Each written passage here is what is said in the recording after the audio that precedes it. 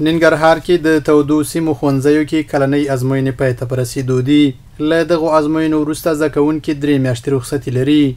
د ننګرهار لیسې 2 تنه ښوونکي مفتي عبدالرازق رحیمي او وفي الله له زده کوونکو غواړي چې د رخصتیو پر مهال خپل درسونه تعقیب کړي.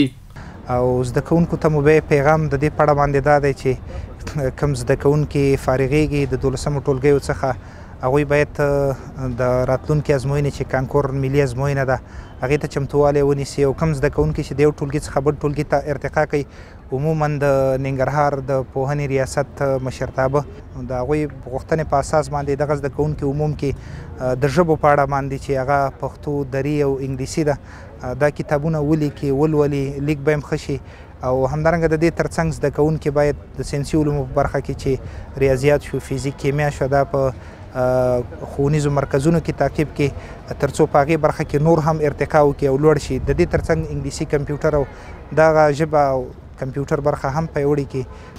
خوشبختانه چې سږنی کال مو ډېر ښه تېر شو ځکه د نورو کلونو په پرتله باندې د زده کوونکو هغه سویه بیخي لوړه وه. انشاءالله سبا نو د کال اخرنۍ ورځې دي هغه زده کوونکي چې د 11 څخه 12 ته تللي یا همدغه شانتې د 12 څخه فارغ شوي پیغام ورته همدا دی چې دوی په د 3 میاشتو رخصت کې له دغې رخصت څخه استفاده وکړي.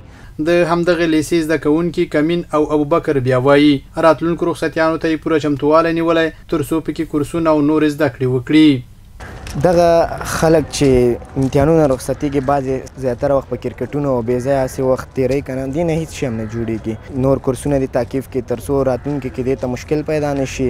کانکور امادګي دې شروع کړي تر څو مخکې لاړ شي 1 کال 2 کال زیات ووایي تر څو کانکور کې ښه نمرې واخلي او په جګه سویه باندې ښه پوهنځي ته راشي.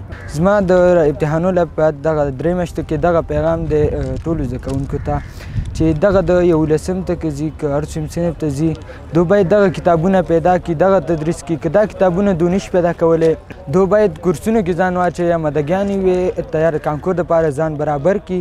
ننګرهار د هیواد هغه ولایت دی چې له 3 ولسوالیو پرته تقریبا د ټولو سیمو ښوونځي ګرمسیر دي.